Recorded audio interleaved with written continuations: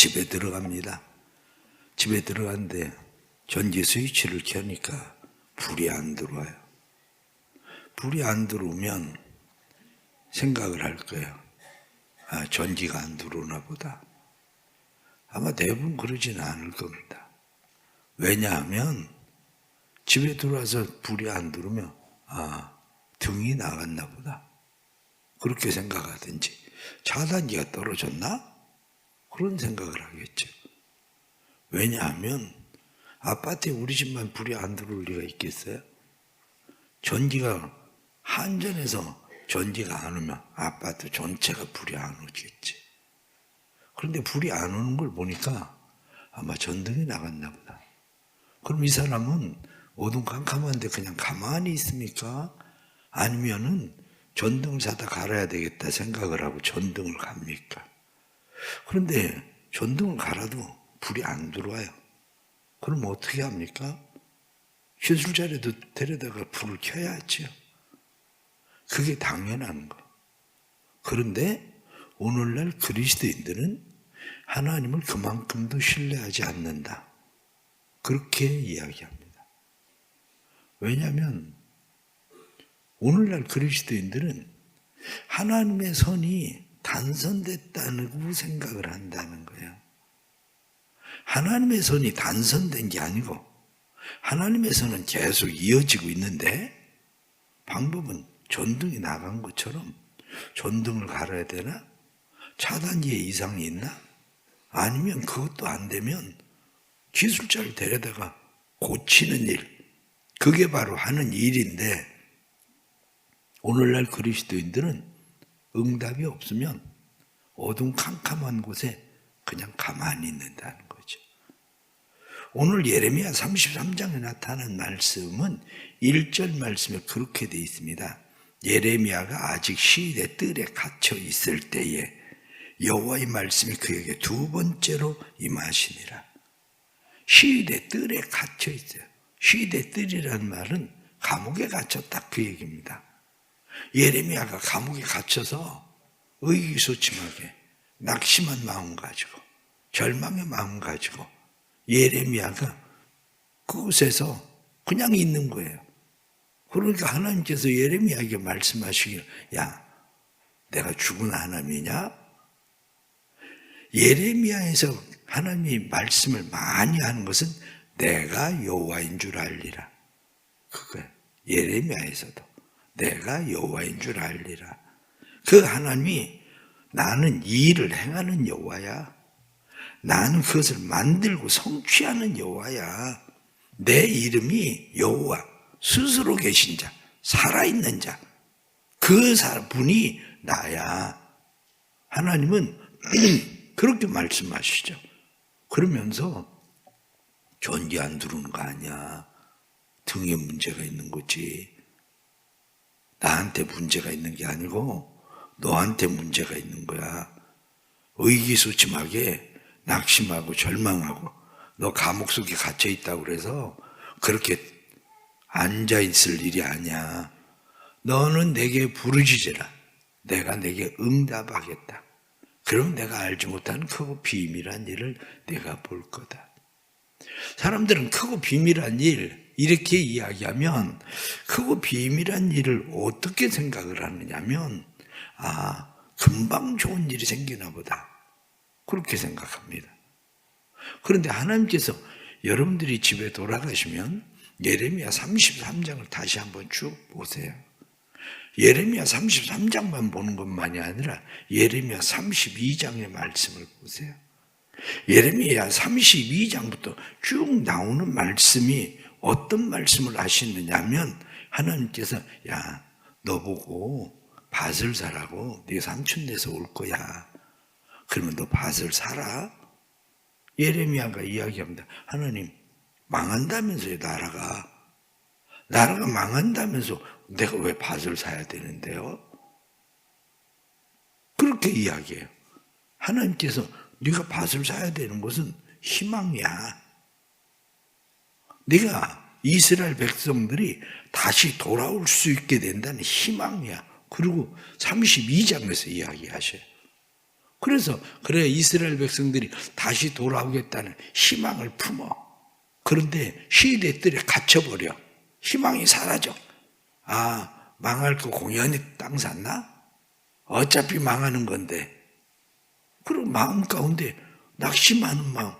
그래서 우울함이 가득해서 시대 뜰에서 한마디로 그냥 우울하게 풀 죽어서 그가 낙심해서 그곳에 앉아 있는 거죠. 그러니까 하나님께서 예레미야에게 말씀하시기를 너 뭐 하는 짓이야? 등불 꺼진 건 나한테 문제가 있는 게 아니라 너한테 문제가 있는 거야. 전기가 안 들어오는 게 아니라 지금 등이 나간 거야. 등을 갈아야지. 하나님이 말씀하시기를 너 내게 부르짖으라. 그럼 내가 내게 크고 비밀한 일을 보여주겠다. 그리고 하나님께서 말씀하시는 것이 33장에 나타난 말씀이 내가 이 성을 고칠 거다.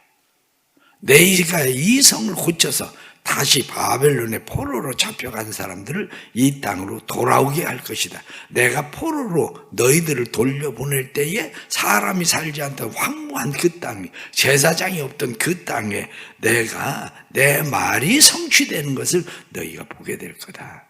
그리고 말씀하시는 것이 33장에 나타난 말씀이에요. 때로는 우리는 사람들이 저 사람 왜 저렇게 크게 기도하지? 왜 부르짖어 저렇게 막 시끄럽게 기도하지? 이런 생각을 합니다. 아니 하나님이 그렇게 멀리 계신 것도 아닌데 왜 저렇게 크게 기도할까? 그리고 사람들은 생각하기도 합니다. 그런데 이렇게 생각을 해보세요. 부르짖는 기도가 옳은가? 묵상 기도가 옳은가? 여러분들 부르짖는 기도가 옳은 겁니까? 묵상 기도가 옳은 겁니까? 어떤 목사님들은 얘기를 해요. 아니 뭐 하나님 멀리 계신 것도 아닌데 왜 그렇게 막 크게 부르짖어서 그렇게 막 기도하냐? 이렇게 사람들이 이야기하기도 합니다. 그런데 부르짖어 기도하나 묵상해서 기도하나 답은 하나님이지 방법이 그게 무슨 상관이 있어? 왜냐? 오늘 성경 본문에 내게 부르짖어 기도해라 이렇게 말씀하실 때에 부르짖는다 그런 말씀이 카라는 말이에요. 카라. 부르짖다. 부르짖다라는 말은 소환하다는 말이에요. 누구를 부를 때 야 이리 와봐 이렇게 얘기해요. 근데 멀리 있는 사람 보고 야 이리 와봐. 그럼 그 사람이 어떻게 합니까? 멀리 있으면 야 이리 와보라니까. 그리고 소환하는 거. 그런데 성경에 나타난 말씀은 이사야 55장 6절 말씀에 너희는 여호와를 만날 만한 땅에 찾으라. 가까이 계실 때에 부르라. 가까이 계실 때 부르라는 말도 카라라는 말이에요. 그것도 소환하다. 그러니까 하나님이 멀게 느껴지는 사람들은 부르짖는 거고 하나님 가까이 있게 느끼는 사람은 그냥 소환하듯이 그냥 하나님 왜 이렇게 되는 거예요? 언제까지 그러실 거예요? 그렇게 중얼거리듯이 묵상하듯이 기도할 수도 있는 거지. 중요한 것은 다른 사람들이 기도할 때에 묵상하고 기도하는 사람을 보면 야, 저 사람은 하나님 마음속에 있어 참 좋겠다. 참 가까이 있어가지고 저렇게 하니 참 좋겠다. 부르짖어 기도하는 사람 보면 얼마나 답답하면 저렇게 기도할까? 오죽 답답하면 저럴까? 그렇게 생각을 해야 되는 거지. 답은 하나님한테 있는데 부르짖든지 묵상하고 기도를 하든지 그게 중요한 게 아니에요. 그게 단지 성경에 나타난 말씀이 우리에게 말하고 있는 것 그것은 뭐냐? 문제는 아픈 사람이 아프다고 안 하는 게 문제입니다. 아프면 아프다고 해야지. 아프면 아픈데 안 아픈 채 그러고 막 눈에서 눈물을 막 줄줄 나는데 안 아픈 채 하고 입 꾹 닫고 그냥 가만히 있으면 좋아 보여요? 차라리 아프다고 해. 차라리 그걸 뭐 안 아픈 채 하고 뭐 눈물 줄줄 흘리고 그러고 있냐고. 어? 왜? 우리가 살아가면서 더워도 덥지 않은 채 하고 추워도 춥지 않은 채 하고, 그러니까 더워도 덥지 않은 채 하니까 땀 질질 흘리는 거요. 추워도 안 추운 채 하니까 덜덜 떠는 거고. 아이, 추운 채 해봐. 그럼 따뜻하게 해주지. 아이, 더운 채 해봐. 에어컨 있는데 에어컨 틀어주지. 뭘 걱정이야. 왜 아무 소리 안 하고 가만히 있어?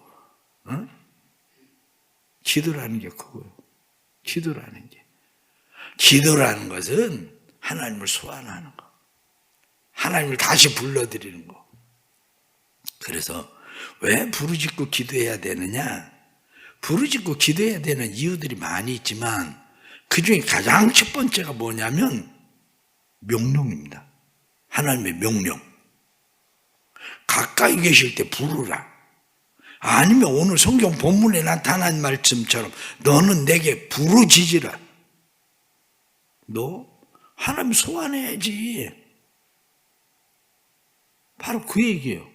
하나님을 소환하는 거. 그거는 우리에게 하나님이 주시는 명령입니다. 다시 말하면 기도해. 그게 명령이에요.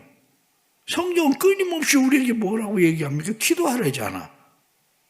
그건 하나님의 명령이기 때문에 그리스도인들은 살아가면서 내가 그냥 침묵으로 기도하든지 묵상 기도를 하든지 아니면 조용히 기도를 하든지 부르짖어 기도를 하든지, 부르짖어 기도한다는 것은 그냥 단순히 부르짖는 것이 아니라 부르짖어 기도하는 것은 전 존재적 기도를 의미한다.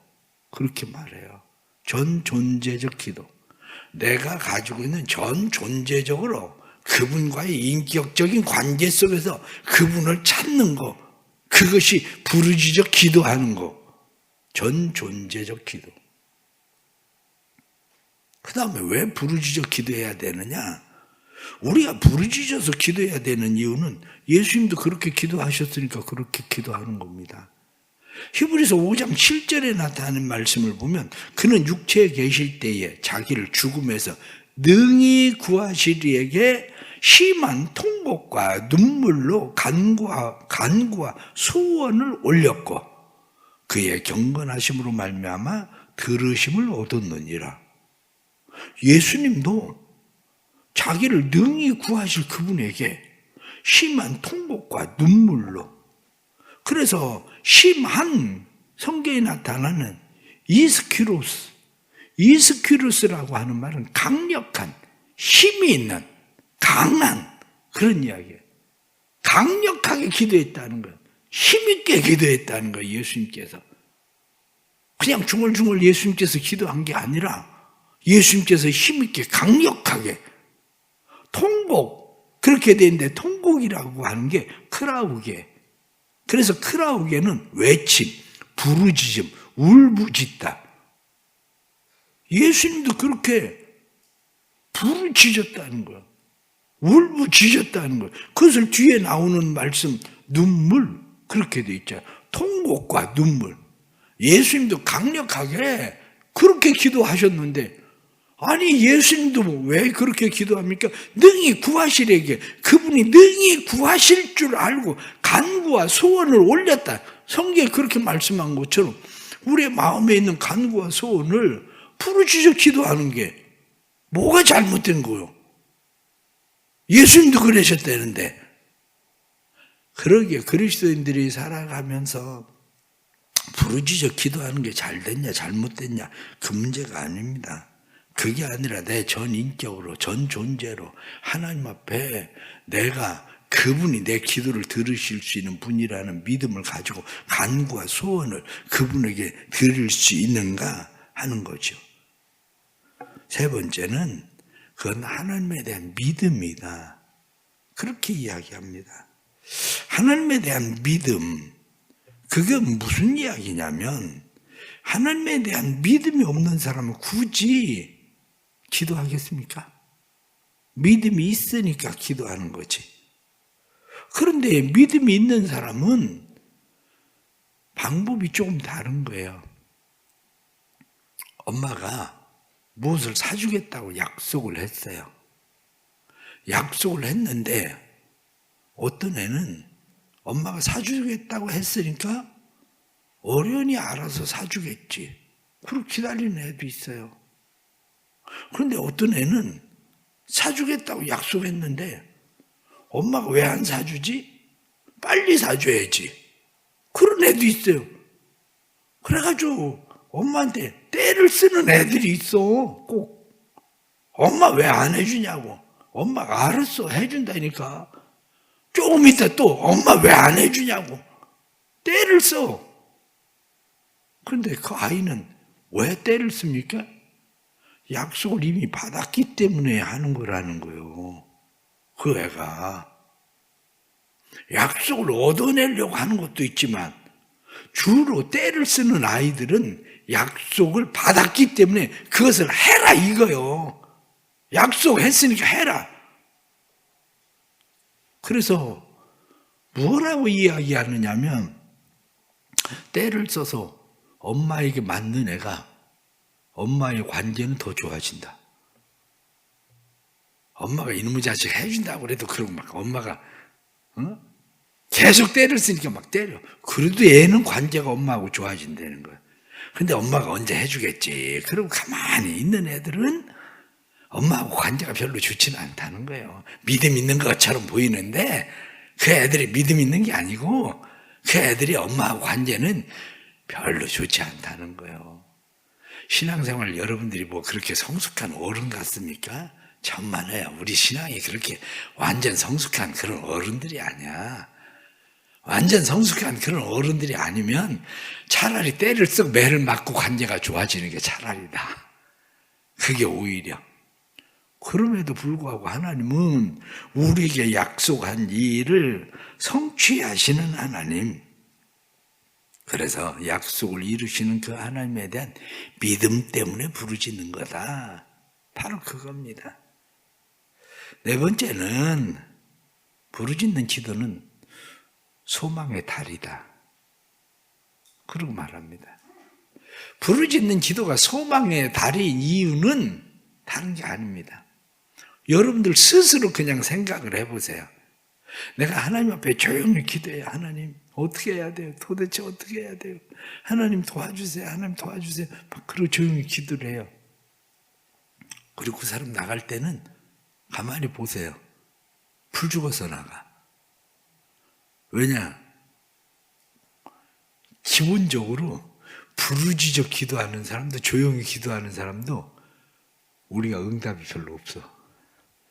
자기야 그렇게 기도해서 하나님이 막 평안을 주고 확신을 줘가지고 확신을 가지고 나가는 사람은 별로 없어. 왜냐? 우리의 듣는 귀가 크고 비밀한 일을 안다 이렇게 얘기하는데 크고 비밀한 일을 아는 데까지 가지를 않아. 우리의 기도가. 그러니까 조용히 막 그냥 하나님 어떻게 해야 돼요? 막 하나님 제발 도와주세요. 살려주세요. 그리고 기도하고 나가면서 풀 주고 가. 그런데 부르짖고 기도하고 가는 사람은 힘이 생겨. 똑같이 응답은 못 받았는데 부르짖어 기도하고 가는 사람은 힘이 생기는데 왜 조용히 그냥 중얼중얼 하다 가는 사람은 힘이 없을까? 바로 그거 왜 그러냐면 우리 안에 강력한 부르짐, 아까 이야기한 심한 통곡, 심한이라고 하는 말처럼 내 안에 심한 하나님이 살아계시고 하나님이 우리의 하나님이시고 우리의 간구와 소원을 이루시는 분이라는 확신을 가지고 부르짖어 기도하는 사람은 소망의 다리를 놓고 간다는 거예요. 희망의 다리를 놓고 간다는 거예요. 그런데 조용조용하게 기도하다가 가는 사람들은 희망의 다리가 안 나셨어. 희망의 다리가. 그렇습니다. 살아가면서 하나님께서 우리에게 왜 부르짖어 기도하라고 말씀하실까 하는 것을 우리가 좀 더 이해한다면 하나님 앞에 우리는 부르짖어 기도할 수 있습니다. 우리 사랑하는 성도들의 마음 가운데 하나님을 향해서 부르짖어 기도하는 은혜가 있기를 바랍니다. 예레미야를 이야기할 때 예레미야를 눈물의 기도, 눈물의 선지자 그렇게 말합니다. 예레미야는 어떤 면으로 막 소리질러 맨날 펑펑 울고 다니는 선지자는 아니에요. 예레미야 선지자는 돌아다니면서 그냥 늘 눈물 줄줄 흘리고 나라를 생각하고 나라를 걱정하면 그냥 눈물이 저절로 그냥 흐르는 선지자지. 그래서 그것을 예레미야는 뭐라고 얘기하냐면 내 머리통이 눈물통 같아서 눈물이 그치지 않고 그냥 계속 나온다는 거예요. 그런데 그런 예레미야에게 하나님께서 말씀하시는 것은 부르짖어 기도해. 기가 막힐 수렁과 웅덩이에 빠졌을 때에 네가 시대 뜰에 그렇게 갇혀 있을 때 네가 눈물만 흘리고 그렇게 앉아 있는 거 그거 너에게 희망의 다리가 놓아지는 거 아니야. 네가 이미 내 말 믿고 네가 땅도 샀잖아. 그리고 하나님의 약속의 말씀을 믿고 땅을 샀어요. 땅을 샀음에도 불구하고 안 믿는 건 아니야. 믿는데도 불구하고 그의 마음 가운데는 시대 뜰에 갇혀 있으니까 그의 마음이 낙심과 절망에 다시 빠진, 기가 막힐 수렁과 웅덩이에 다시 빠진 거예요. 그런데 하나님은 그렇게 하고 있으면 안 돼. 그렇게 하고 있으면 안 되고 부르짖어 기도해. 부르짖어 나를 다시 소환해. 그렇게 말씀하신 거예요. 우리 성도들이 부르짖어 기도해야 되는 이유는 분명합니다. 하나님이 우리에게 말씀하신 명령이에요. 주님도 심한 통곡과 눈물로 주님도 그렇게 기도하셨어요. 뿐만 아니라 믿기 때문에 부르짖어 기도하는 거요. 약속하셨기 때문에 그분을 소환하시는 하는 겁니다. 부르짖어 기도하면 우리 안에 소망의 다리가 놔져요. 희망의 다리가 놔진다. 그런 이야기입니다.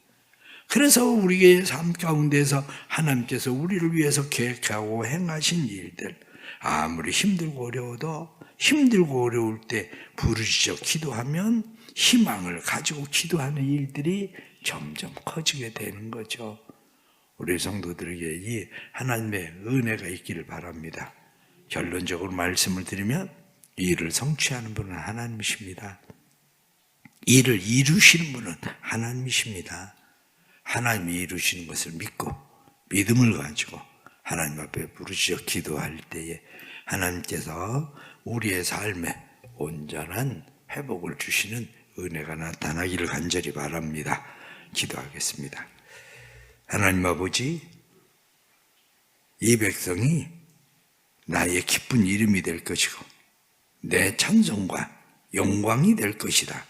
성경이 말씀한 것처럼 우리가 하나님의 기쁜 이름이 되고 그리고 하나님의 영광과 찬송이 되기를 원합니다. 하나님 앞에 부르짖어 기도할 때에 우리에게 응답하시는 하나님을 만날 수 있도록 도와주옵소서. 사랑하는 성도들의 마음을 열어주옵소서. 전 존재적 기도가 하나님 앞에 이루어지게 해주옵소서. 그저 소리만 높이는 것이 아니라 우리의 전 존재적 기도, 때로는 묵상하며 침묵하며 기도할지라도 전 존재적 부르짖음이 되게 해주시고, 그래서 그 존재적 부르짖음이 하나님 앞에 응답받는 일들, 약속의 희망의 다리가 새로 놓아지는 일이 될 수 있도록 성령님 인도해 주옵소서. 혹시 기가 막힐 수렁과 웅덩이에 빠져서 낙심한 성도들이 있습니까? 그런 사람들에게 은혜 주시고 회복에 은혜 주셔서 회복케 하시는 하나님의 역사가 나타나도록 도와주옵소서. 사랑하는 성도들의 가정마다 믿음 주옵소서. 하나님에 대한 믿음 주셔서 믿음으로 기도할 때에 믿음의 역사가 나타나 불이 다시 켜지고 길이 열리고 문이 열리고 우리의 삶에 행하시는 하나님 보게 해 주옵소서. 새벽에 감사하며 귀한 예물 드립니다. 새벽에 감사하며 드려지는 예물 위에 은혜를 주시고 이들의 삶 속에 하나님 행하시는 놀라운 일들 나타내시고 오이코스를 위해서 예물 드리며 기도합니다. 하나님 도와주시고 이 영혼들이 반드시 주께로 돌아오게 하시는 주의 역사 나타나게 하여 주옵소서. 지금은 우리 주 예수 그리스도의 은혜와 아버지 하나님의 그 놀라우신 사랑과 성령의 감화, 감동, 교통하시며 충만하심이 전 존재로 하나님을 부르짖어 기도할 때에 다시 희망이 생기게 해주시고 이를 지으시고 성취하시는 하나님을 만나는 삶의 놀라운 역사가 일어나서 우리가 하나님의 기쁜 이름이 되고 찬송과 영광이 되기를 간절히 축원하옵나이다. 아멘.